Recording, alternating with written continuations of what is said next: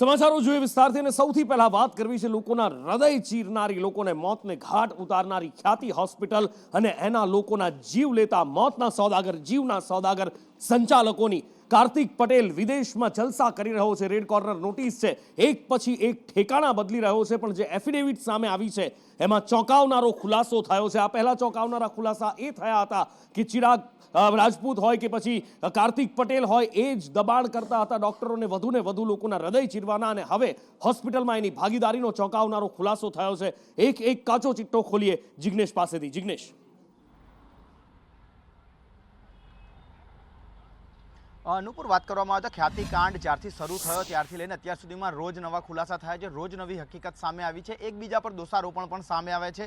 સૌ પ્રથમ વાત એવી સામે આવી હતી કે ચિરાગ રાજપૂત આખા કેસનો માસ્ટર માઇન્ડ છે, તેને જ આખો કારસો રચ્યો હતો પીએમજેવાય યોજનામાંથી સરકાર પાસેથી રૂપિયા પડાવવા માટેનો. ત્યારબાદ સંજય પટોડિયાનો રોલ આવ્યો, ત્યારબાદ રાજશ્રી કોઠારીનો રોલ આવ્યો. પરંતુ હવે જ્યારે ક્રાઇમ બ્રાન્ચે કોર્ટમાં એફિડેવિટ કર્યું છે અને ક્રાઇમ બ્રાન્ચે એ વસ્તુનો સ્વીકાર કર્યો છે કે આખા કેસનો માસ્ટર માઇન્ડ કાર્તિક પટેલ જ છે અને તે 50.58% એટલે કે ઓલમોસ્ટ 51% હોસ્પિટલમાં ભાગીદાર છે. તેના જ કહેવાથી આ આખું ષડયંત્ર છે તે રચાયું હતું. તે જ પ્રેશર કરતો હતો માર્કેટિંગ ટીમને અલગ અલગ જગ્યાએ કેમ્પ યોજવા માટે, અલગ અલગ મોટા દર્દીઓ ગોતી લાવવા માટે, અને જેના આધારે પીએમજેવાય યોજનાનો લાભ લઈ શકાય. બીજી તરફ જ્યારે ક્રાઇમ બ્રાન્ચે જે એફિડેવિટમાં ખુલાસો કર્યો છે તે જોતા કાર્તિક પટેલના જે વ્યવહાર છે તે વ્યવહારો પણ સામે આવે છે, અને સાથે જ કાર્તિકના સૂચનાથી આ હોસ્પિટલમાં તમામ દર્દીઓના છે તે હૃદય ચીરવામાં આવ્યા છે. 164 મુજબ એટલે કે તાજના સાક્ષીઓના જેટલા પણ લોકોના નિવેદન લેવાયા હતા તે નિવેદનની અંદર પણ કાર્તિક પટેલ, રાજશ્રી કોઠારી અને તેની સાથે તમામ સીઈઓ અને હોસ્પિટલના જે સંચાલક છે તેમનો સીધો રોલ સામે આવ્યો છે. તેમના જ કહેવાથી દર્દીઓને પ્રી અને પોસ્ટ એટલે કે જ્યારથી તે દાખલ થાય ત્યારથી તેમની સારવાર અને જ્યારે સારવાર પૂરી થાય તેના વચ્ચેનો જે યોગ્ય ટ્રીટમેન્ટ ન આપતા હોવાના પણ પુરાવા ક્રાઇમ બ્રાન્ચને હાથે લાગ્યા છે, અને તે જ કારણ હતું કે 9 જેટલા દર્દીઓ મૃત્યુ પામ્યા હોવાની હકીકત અત્યાર સુધીમાં સામે આવી છે. તો બીજી તરફ પીએમજેવાય યોજના અને તેની સાથે સંકળાયેલા અન્ય જે ડોક્ટરો છે તેઓની પણ પૂછપરછ કરવામાં આવી, અને કાર્તિકના ઇશારે પીએમજેવાય યોજનામાંથી તેમને રૂપિયા ઝડપથી મળતા હોવાનો પણ ચિરાગ રાજપૂતે અગાઉ ખુલાસો કર્યો હતો. એટલે કે આખા કેસની જે કડી અને માસ્ટરમાઇન્ડ કહી શકાય તે કાર્તિક પટેલ હોય તેવું અત્યારે ક્રાઇમ બ્રાન્ચની એફિડેવિટમાં લાગી રહ્યું છે, અને તેને લઈ અને ક્રાઇમ બ્રાન્ચ જે છેલ્લે કતારમાં છુપાયો હતો, ક્રાઇમ બ્રાન્ચ કતારમાંથી જે છુપાયેલા કાર્તિક પટેલ છે તેને કેવી રીતે અમદાવાદ લાવવો, કેવી રીતે આખા કેસમાં તેની ધરપકડ કરવી, કેવી રીતે તેને લઈને પુરાવા એકઠા કરવા, તે બાબતે ક્રાઇમ બ્રાન્ચ અત્યારે તપાસ કરતી જોવા મળી રહી છે. ક્રાઇમ બ્રાન્ચ તપાસ કરી રહી છે, પણ કાર્તિક રેડ કોર્નર નોટિસ હોવા છતાં પણ ઠેકાણા બદલી રહ્યો છે. ઓસ્ટ્રેલિયા, ત્યાંથી ન્યુઝીલેન્ડ, ત્યાંથી દુબઈ અને હવે કતરમાં હોવાની માહિતી મળી રહી છે. જોઈએ કે કેવી રીતે લાવવામાં આવે છે. સૂત્રો તો ત્યાં સુધી કહી રહ્યા છે કે કાર્તિકને ભાગવાનો સમય આપવામાં આવી રહ્યો છે અને બચાવવાના પ્રયત્નો કરવામાં આવી રહ્યા છે. જોઈએ ઈમાનદારીથી કાર્યવાહી થાય છે કે કેમ. પણ આ બધા વચ્ચે અનેક લોકો મોતને ઘાટ ઉતરી ગયા, અનેક જગ્યાએ આવા કેમ્પ કરવામાં આવ્યા અને લોકોના હૃદય ચીરી નાખવામાં આવ્યા. ત્યારબાદ હવે સરકાર જાગી છે અને એન્ટી ફ્રોડ યુનિટની રચના થવા જઈ રહી છે. હિરેન પાસેથી વિગતે જાણીએ કે કેવી રીતે કામ કરશે આ એન્ટી ફ્રોડ યુનિટ, અને આ એન્ટી ફ્રોડ યુનિટ પણ કેટલી ભરોસાપાત્ર રહેશે. જ્યારે પીએમજેના કર્મચારીઓની પણ સંડોવણીની આશંકા છે, તો આ એન્ટી ફ્રોડ યુનિટ પર ભરોસો કેટલો કરી શકાશે?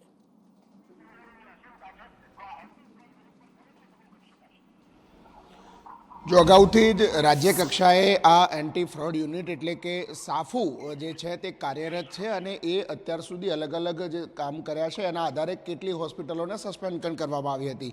પરંતુ રાજ્ય સ્તરના બદલે હવે જિલ્લા સ્તર સુધી આ એન્ટી ફ્રોડ યુનિટ છે એને લઈ જવાનો નિર્ણય આજે આ બેઠકની અંદર કરવામાં આવ્યો છે, જેમાં જિલ્લા આરોગ્ય અધિકારીની અધ્યક્ષતામાં આ જિલ્લા સ્તરે સાફુની રચના કરવામાં આવશે કે જે ફરિયાદો આવે છે એ ફરિયાદો પર કામ કરશે અને જે તે હોસ્પિટલો ઉપર આકસ્મિક ચેકિંગ અને એ બાબતો પર પણ ધ્યાન રાખશે.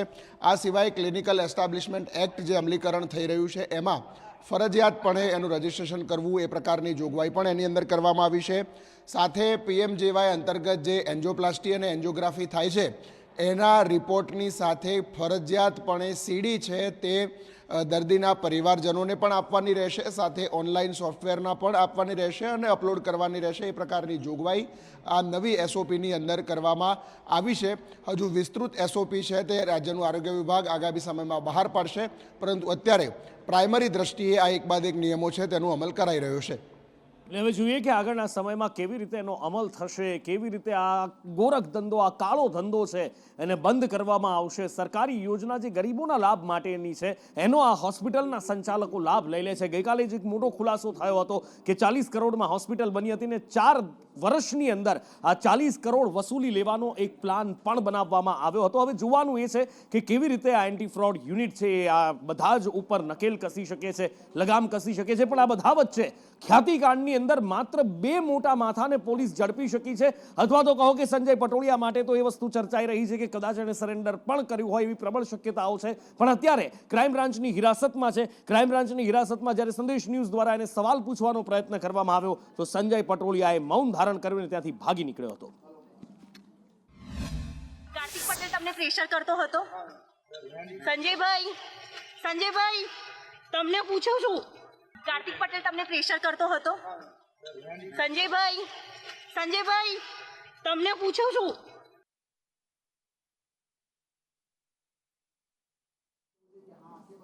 દેશના દુશ્મનો ક્યાં ક્યાં છુપાયેલા હોય છે કદાચ એનો અંદાજો લગાવવો પણ મુશ્કેલ હોય. બની શકે કે આપણે જેને રોજ મળતા હોઈએ એક સામાન્ય વ્યક્તિ લાગતો હોય એ પણ પાડોશી દેશનો કોઈ એજન્ટ હોય અથવા તો ત્યાંના કોઈ આતંકવાદી સંગઠન સાથે સંકળાયેલો વ્યક્તિ હોય અને એનઆઈએના દરોડામાં દેશવ્યાપી દરોડા પાડવામાં આવ્યા છે. અને એમાં આ વાત સામે આવી છે. એ 3 દ્રશ્યો આપને બતાવવા છે કે જ્યાં એનઆઈએ સર્ચ ઓપરેશન હાથ ધર્યું હતું અને ત્યાંથી દેશના દુશ્મનો સામે આવ્યા છે. અમદાવાદના ચેખલામાં, સાણંદના ચેખલામાં પણ આ સર્ચ ઓપરેશન ધરવામાં આવ્યું. એની સાથે સાથે ઉત્તર પ્રદેશના ઝાંસીમાં, જમ્મુ કાશ્મીરના અનંતનાગમાં અને ગુજરાતમાં પણ સાણંદમાં સર્ચ ઓપરેશન હાથ ધરવામાં આવ્યું. ગુજરાતના સાણંદમાં સર્ચ ઓપરેશન જે હાથ ધરવામાં આવ્યું હતું ત્યાં એક શંકાસ્પદ વ્યક્તિ હોવાનું જાણવા મળ્યું હતું અને એની અત્યારે પૂછપરછ કરવામાં આવી રહી છે.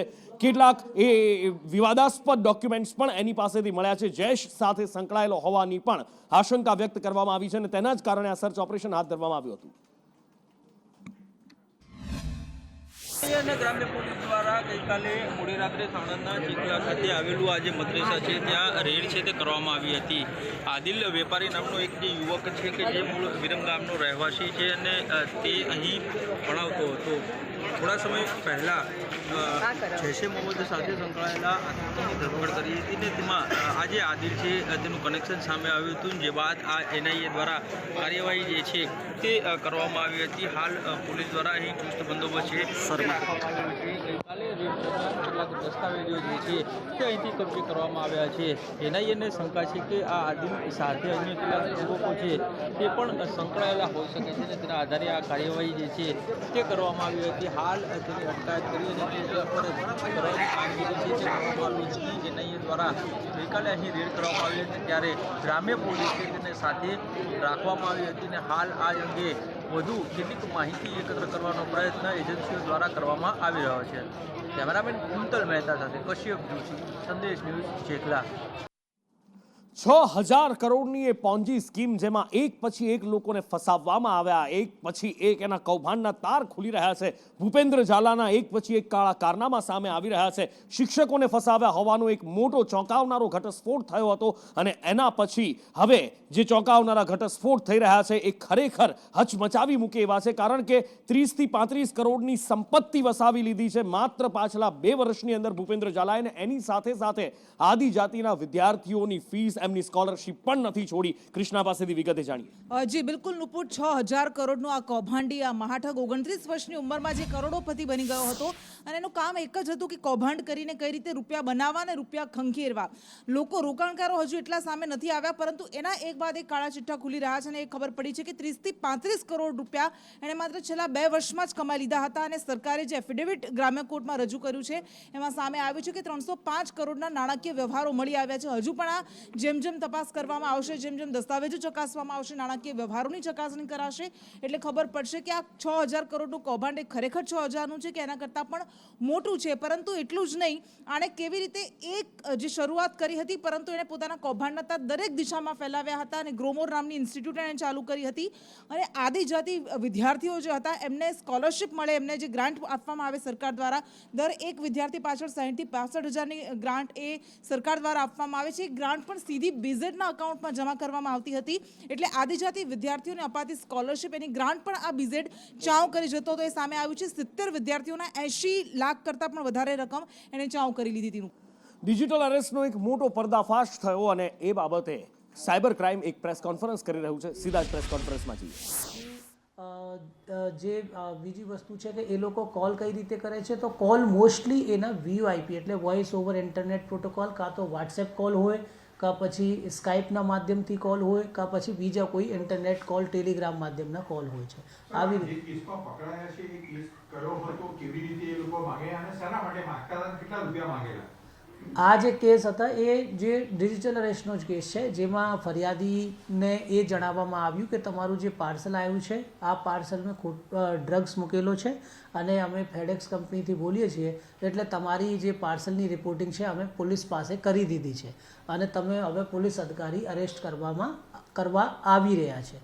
તો પછી ફરિયાદીને બીક લાગી અને એને કારણે એમને કીધું કે જ્યાર સુધી અમારું આ બધું મેટર તમારું પૂરું નહીં થઈ જાય ત્યાર સુધી તમે ઘરમાં જ રહેવાનું છે. અસલી નકલીનો ખેલ કદાચ જેટલો ગુજરાતમાં ખેલાય છે બીજે ક્યાંય નહીં ખેલાતો હોય, અને હવે તો સરકારી ઓફિસ અસલી હોય. આમ તો ભૂતકાળમાં નકલી કચેરીઓ મળી છે, પણ ઓફિસ અસલી હોય અને એની અંદર દસ્તાવેજો નકલી હોવાનું સામે આવ્યું છે. જી હા, જયદીપ ઝાલા નામનો એક કર્મચારી કે જેણે રાજકોટમાં અસલી ડોક્યુમેન્ટ્સના બદલે નકલી ડોક્યુમેન્ટ બનાવ્યા હતા. સબ રજિસ્ટ્રાર ઓફિસની અંદર આ અસલી નકલીનો ખેલ ચાલી રહ્યો હતો, જેનો પર્દાફાશ થયો છે. જે ટીવી સ્ક્રીન પર દેખાઈ રહ્યો છે મુખ્ય આરોપી છે, જે કચેરીમાં કામ કરતો હતો, સરકારી કર્મચારી, અને કોમ્પ્યુટર ઓપરેટરના સુપરવાઇઝર જયદીપની ધરપકડ કરવામાં આવી છે. જયદીપ ઝાલાની પૂછપરછમાં ચોંકાવનારા ખુલાસા થયા છે કે એ કિંમતી ડોક્યુમેન્ટની અદલા બદલી કરી દેતો હતો, કિંમતી ડોક્યુમેન્ટનો નાશ કરી અને નકલી ડોક્યુમેન્ટ ઊભા કરતો હતો.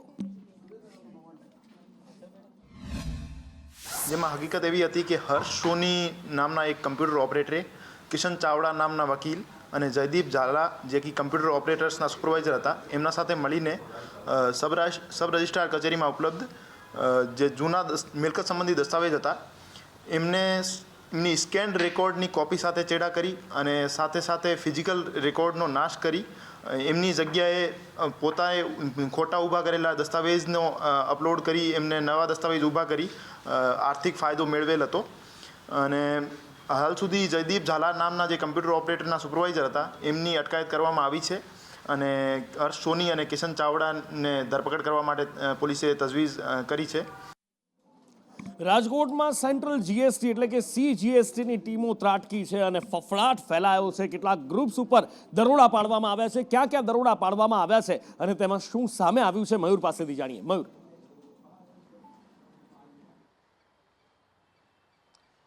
નુપુર, ધ બ્રાઇટ ગ્રુપ અને ધ વન વર્લ્ડ ગ્રુપના જે બે મોટા ગજાના બિલ્ડરો છે તેમને ત્યાં વહેલી સવારથી કાર્યવાહી ચાલી રહી છે. સેન્ટ્રલ GST વિભાગને આશંકા છે કે મોટા પ્રમાણની અંદર અહીંયા GSTની અને કરની જે ચોરી છે એ કરવામાં આવી રહી છે, કારણ કે છેલ્લા કેટલાક સમયથી મોટા પ્રમાણની અંદર કોમર્શિયલ બિલ્ડિંગો, ખાસ કરીને 150 ફૂટ રિંગ રોડ અને શીતલ પાર્કની અંદર બન્યા છે અને આ બંને ગ્રુપો છે એમને મોટા પ્રમાણની અંદર ઓફિસો વેચી છે, ઓફિસો બનાવી છે, કોમર્શિયલ સ્પેસ વેચી છે અને અહીંયા મોટા પ્રમાણની અંદર GSTની ચોરી થઈ હોવાની આશંકા છે અને આ આશંકાના આધારે સવારથી અહીંયા ધમધમાટ છે તે તપાસનો ચાલી રહ્યો છે.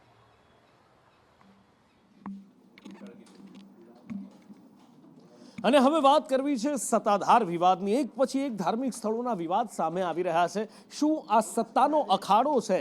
શું આ સાધુઓની સત્તાનો અખાડો છે? એ સવાલ અહીંયા આગળ છે, કારણ કે પહેલા ગિરનારનો વિવાદ અને એ પછી આ સત્તાધારનો વિવાદ. ગઈકાલે વિજય બાપુ પર તેમના સગા મોટા ભાઈ દ્વારા ગંભીર આરોપો લગાવવામાં આવ્યા હતા, ત્યારે આજે ફરી એકવાર વિજય બાપુ સામે આવ્યા છે અને તમામ આરોપોને તેમણે પાયાવિહોણા ગણાવ્યા છે અને કહેવામાં આવી રહ્યું છે કે આ એક બદનામ કરવા માટેનું કાવતરું છે.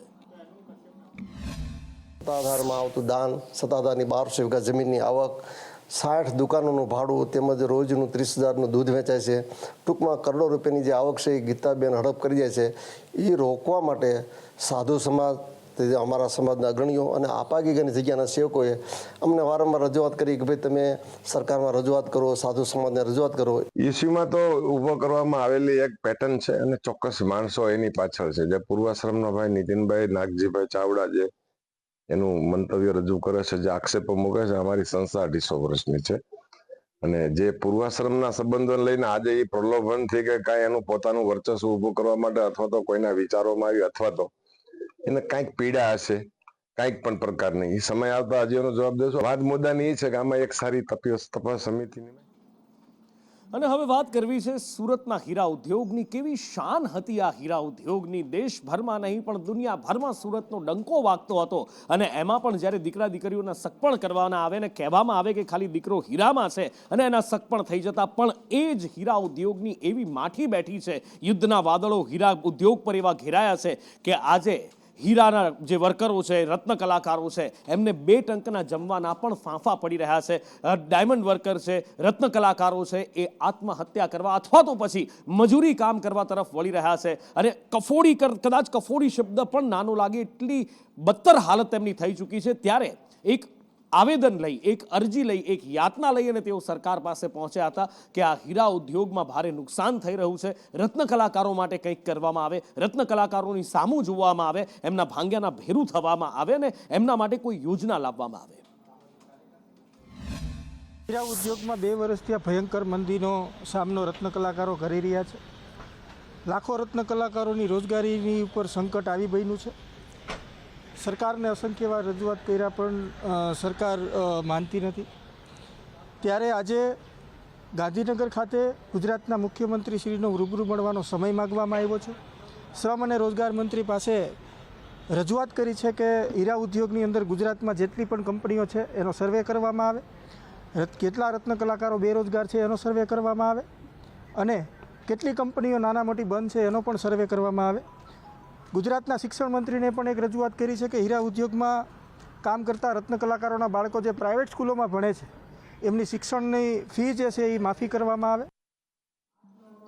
આજકાલ પેટ ડોગનો જમાનો હોય એવું લાગી રહ્યું છે. પેટ ડોગનું એક ચલણ વધી રહ્યું છે અને એમાં પણ હાથમાં પટ્ટો હોય અને એક સાથે 2 ઘણીવાર અમદાવાદ જેવા શહેરમાં તમે નીકળો, સુરત જેવા શહેરમાં 4 5 ડોગ લઈને લોકો નીકળતા હોય. એક સ્ટેટસ સિમ્બોલ માનતા હોય છે ને જો તમારી પાસે પણ પેટ ડોગ છે, તમે પણ આ સ્ટેટસ સિમ્બોલ બનાવીને બેઠા છો, તો આ સમાચાર તમારા માટે છે. કારણ કે તમારા ઘરમાં રહેલા એ પેટને જેને તમે ફેમિલી મેમ્બર માનો છો, હવે એનું રજીસ્ટ્રેશન કરાવવું પડશે. ધવલ પાસેથી વિગતે જાણીએ.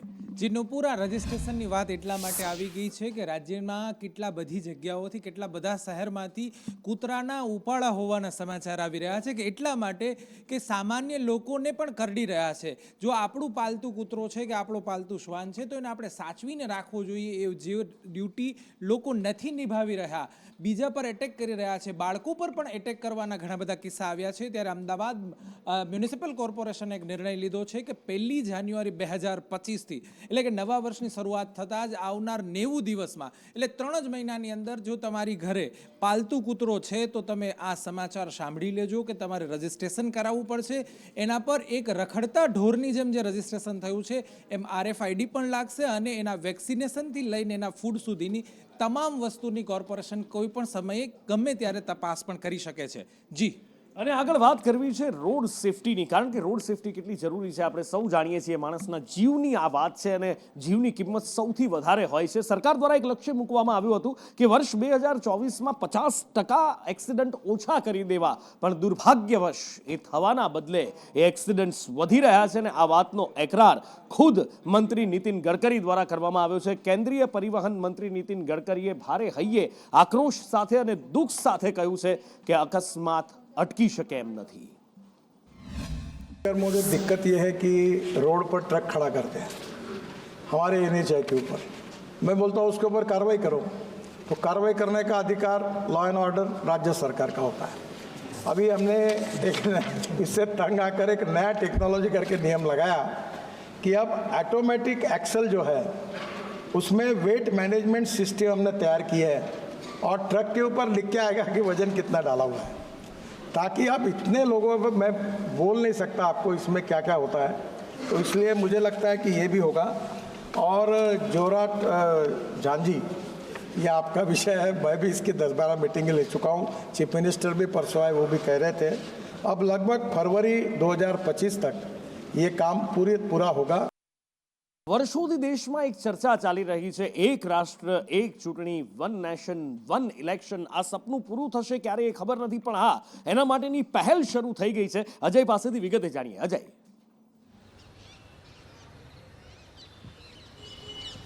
देखिए, निश्चित तौर पे आज केंद्र सरकार की तरफ से बड़ा फैसला लिया गया। आज प्रधानमंत्री नरेंद्र मोदी की अगुवाई में केंद्रीय कैबिनेट की बैठक हुई, जिसमें one nation one election bill को मंजूरी मिल गई है। इसका साफ सा मतलब है, और जैसी खबरें आ रही है कि उसके मुताबिक अगले हफ्ते सरकार की तरफ से one nation one election bill को संसद पटल पर रखा जा सकता है। और साथ ही साथ सरकार की ये भी कोशिश होगी कि इस पूरे मुद्दे को लेकर के किसी तरह की विवाद की गुंजाइश न हो, इसलिए आम सहमति बनाने के लिए ज्वाइंट पार्लियामेंट्री कमेटी का गठन किया जा सकता है, जिसमें न सिर्फ सभी पार्टियों के विचार रखे जा सकते हैं, बल्कि देश भर के जो इंटेलेक्चुअल हैं उनसे भी विचार लिए जा सकते हैं। और खास करके वन नेशन वन इलेक्शन कराने का मतलब यह है कि 100 दिनों के भीतर न सिर्फ लोकल इलेक्शन बल्कि उसी के साथ लोकसभा और विधानसभा के चुनाव कराए जाए, ताकि न सिर्फ देश की मनी जो है उसको बचाया जा सके बल्कि देश की जीडीपी में भी इसका योगदान हो। हालांकि विपक्षी पार्टियों के द्वारा शुरू से ही इसका विरोध किया जा रहा है, लेकिन अभी विपक्षी पार्टियों ने यह जरूर कहा है कि पहले हम देखेंगे कि इस पूरे बिल में है क्या, फिर उसके बाद अपनी आगे की बात या रणनीति को रखेंगे। लेकिन फिलहाल जो खबरें आ रही है उसके मुताबिक अगले हफ्ते सरकार इस बिल को संसद पटल पर रख सकती है। जी। અને હવે વાત કરવી છે કડકડતી ઠંડીની, જેની શરૂઆત થઈ ચૂકી છે અને શિયાળાની હવે સરસ મજાની અનુભૂતિ થઈ રહી છે। ધીમે ધીમે શિયાળો રંગ બતાવી રહ્યો છે। ગઈકાલે જો કે પાછલા દિવસ કરતાં ગઈકાલનું ટેમ્પરેચર થોડું ઊંચું રહ્યું કે નલિયામાં 5 ડિગ્રી પરમ દિવસે રાત્રે નોંધાયું, ગઈકાલે રાત્રે 7 ડિગ્રીની આસપાસ તાપમાન નોંધાયું હતું, પણ નલિયા અને રાજકોટ સહિત સૌરાષ્ટ્રના કેટલાક શહેરો કોલ્ડવેવની લપેટમાં રહેશે। એની સાથે સાથે રાજ્યભરમાં ઠંડી પડી રહી છે। નલિયા અને રાજકોટમાં 9.7 ડિગ્રી તાપમાન નોંધાયું હતું, ડીસામાં 10.6 ડિગ્રી, કેશોદમાં 11.3 ડિગ્રી। એટલે તમે જુઓ કે મોટા ભાગના શહેરોના તાપમાન છે એ 12-13 ડિગ્રીની નીચે પહોંચી ગયા છે અને ગાત્રો થીજાવતી ઠંડી પડી રહી છે। અને હવામાન વિભાગનું કહેવું છે કે આ ઠંડી આવનારા સમયમાં વધારે આકરી થવાની છે।